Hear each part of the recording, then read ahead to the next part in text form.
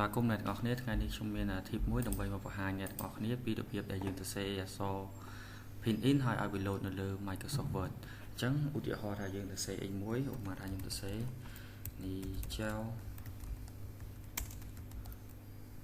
សំណមីនសឺអញ្ចឹងខ្ញុំចង់ឲ្យវាលោត pin in នៅលើហ្នឹងអញ្ចឹងយើងងាយស្រួលទេយើងគ្រាន់តែ select លើវាហើយអញ្ចឹងទៅបាទតោះមកយើងចូលមកនេះ ABCA នេះមកអញ្ចឹងវាមានឲ្យយើងរើសហើយនេះបាទថាយើងចង់បាន style វាមិន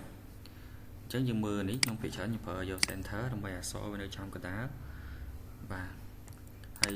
នេះវិញយើងចង់ឲ្យវាឃ្លាតតិចវែងឬខ្លីយើងទៅហើយចង់បាន font របស់ pin in របស់យើងនេះ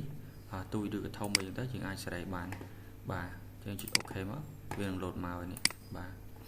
អញ្ចឹងមកដែលយើងតបមកវិញមក